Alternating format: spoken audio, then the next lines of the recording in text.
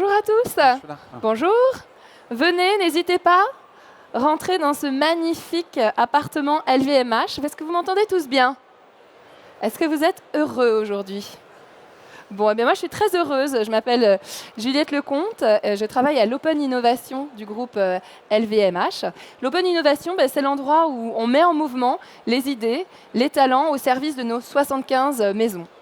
Aujourd'hui, je suis vraiment heureuse parce que je vais animer la dernière Open Table de Vivatech, puisque aujourd'hui nous sommes au 4e jour, donc au dernier jour de Vivatech. Alors, qu'est-ce que c'est qu'une Open Table? Une Open Table, c'est l'occasion de créer une conversation entre différents leaders d'innovation, que ce soit des personnes du groupe LVMH, mais aussi des personnes de notre écosystème avec qui nous travaillons tous les jours. Et pour cette dernière Open Table, nous allons aborder un sujet qui nous tient à cœur, et je pense qu'on était tous heureux de pouvoir pousser ce sujet aujourd'hui, pendant cette dernière journée à Vivatech, c'est-à-dire le sujet de l'innovation for good. Pourquoi on innove? Pour créer de l'impact, en tout cas on l'espère, et c'est ce dont nous allons parler avec les 3 personnes qui m'accompagnent aujourd'hui.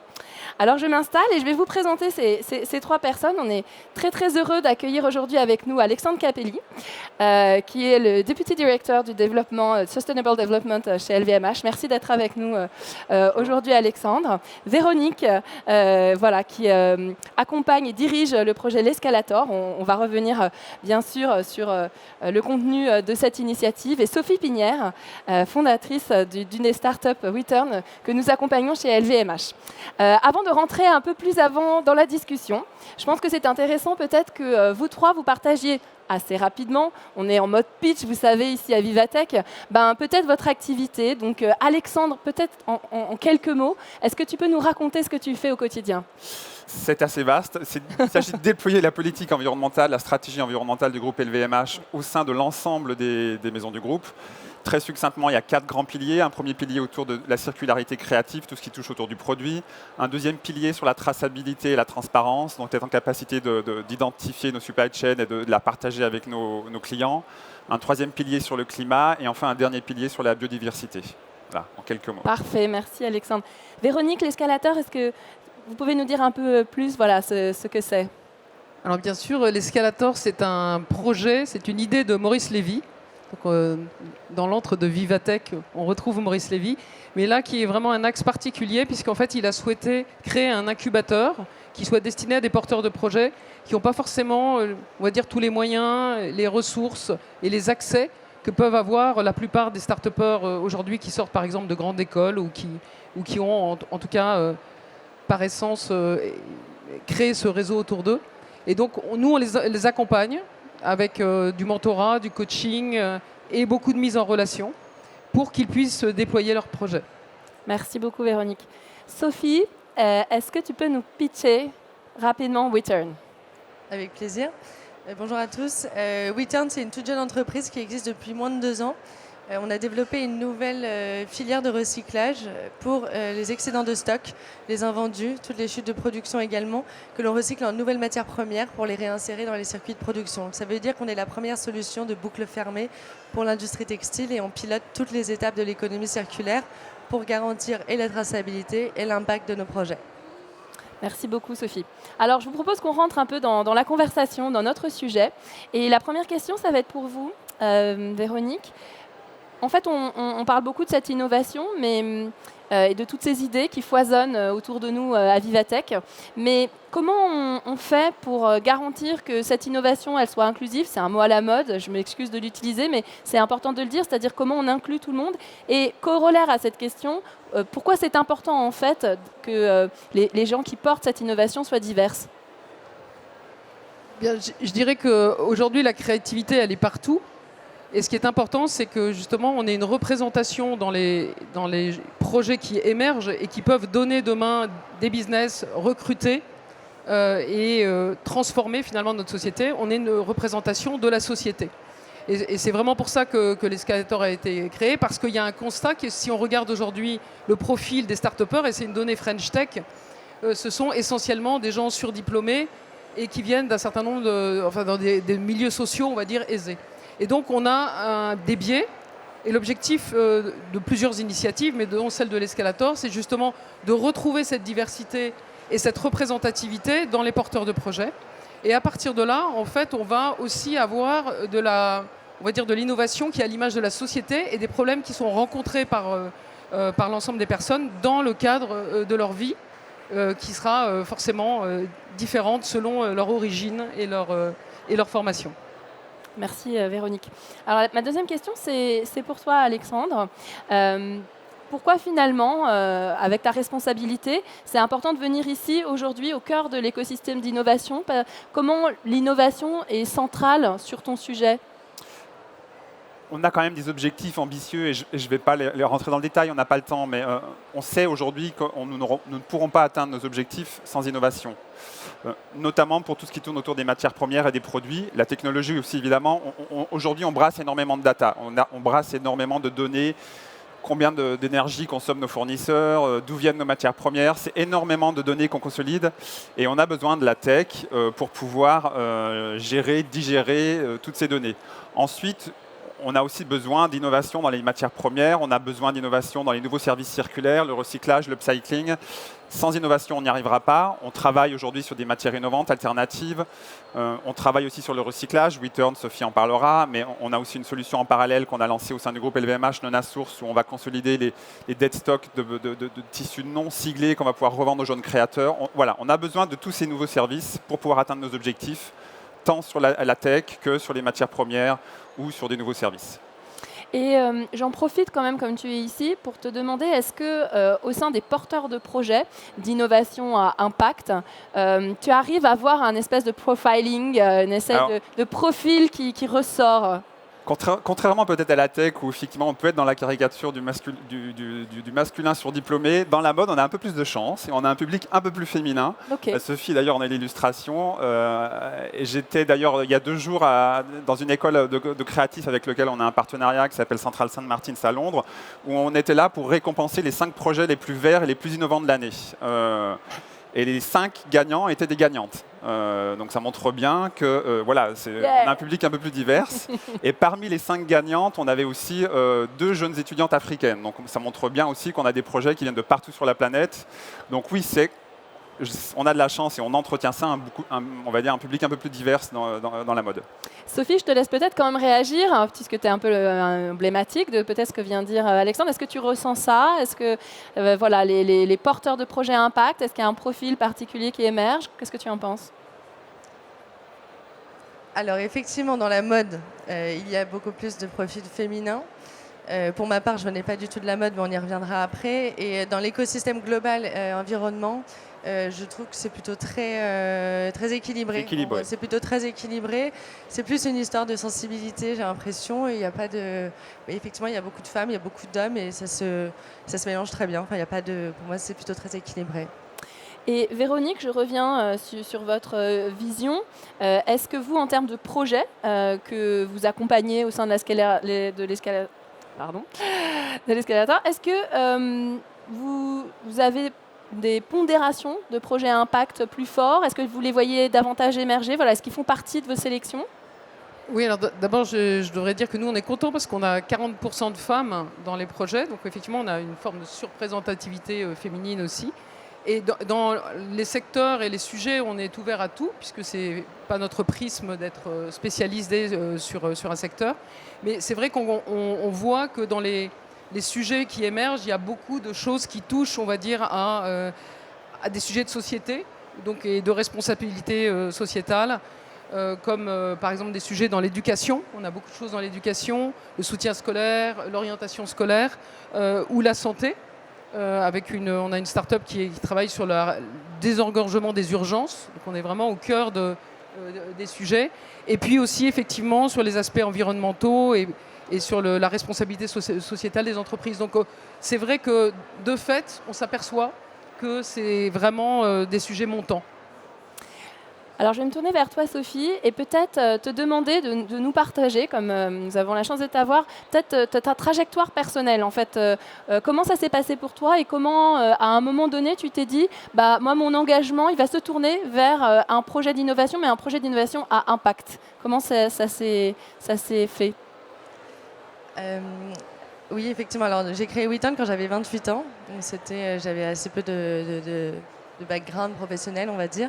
Et j'ai fait une école de commerce spécialisée finance, j'ai fait des stages en banque et en fait assez rapidement je me suis rendu compte que c'était pas ce qui m'incarnait.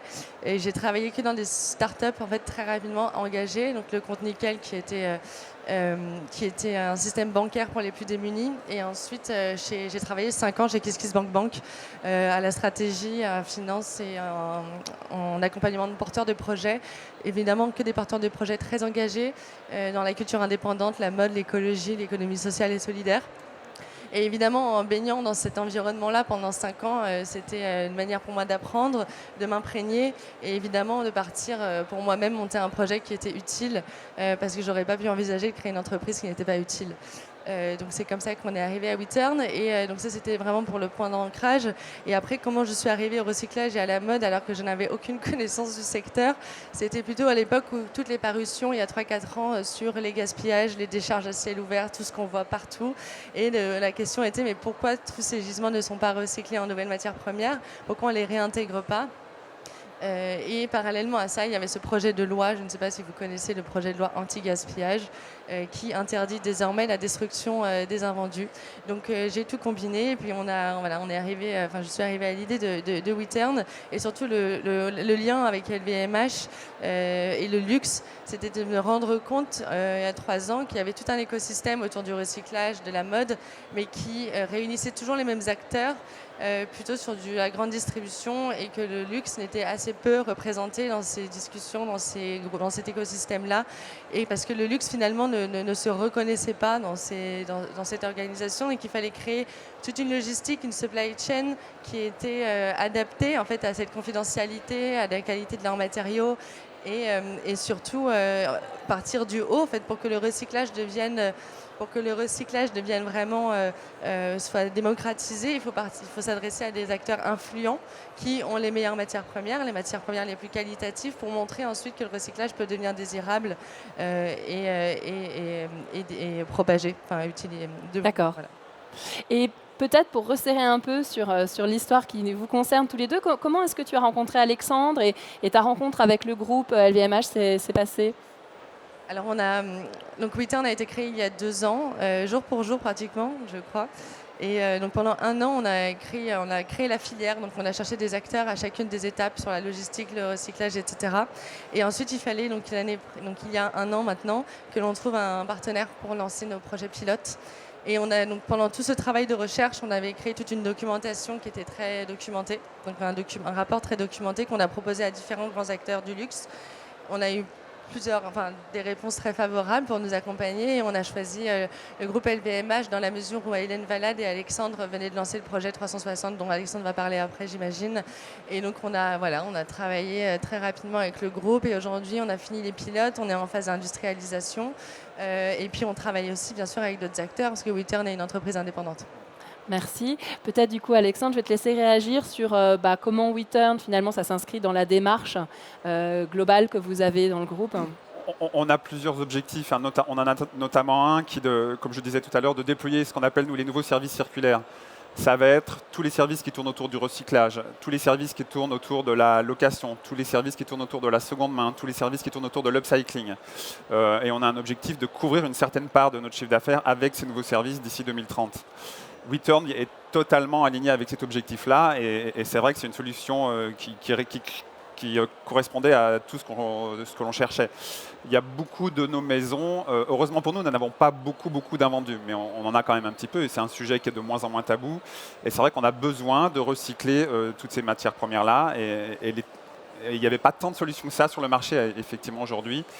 Et ce film nous a proposé une solution très concrète, très opérationnelle, qui était utilisable quasiment tout de suite, quoi. Donc c'est très rassurant pour nous. Du coup, et c'est quand même toujours sympa de travailler avec des jeunes sociétés qu'on peut encourager et qui sont locales en plus.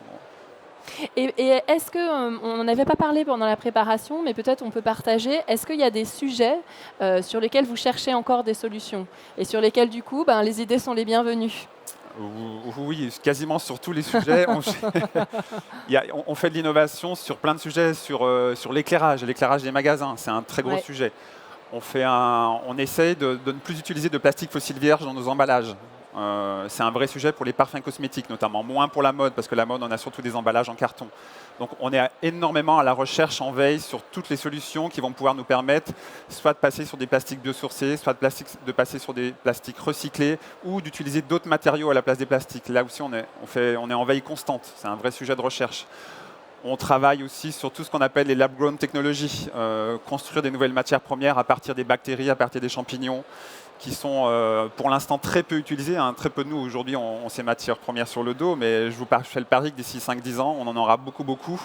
Et là, pareil, ça explose un peu partout, en Europe, aux US, en Asie, et on regarde aussi énormément toutes ces biotech. Ok, merci beaucoup. Il nous reste très peu de temps. Je vous avais demandé de réfléchir, quand on s'était vu pour préparer, à quelque chose, c'est-à-dire que en tant qu'entrepreneur, et vous deux, vous voyez beaucoup de projets comme ça défiler.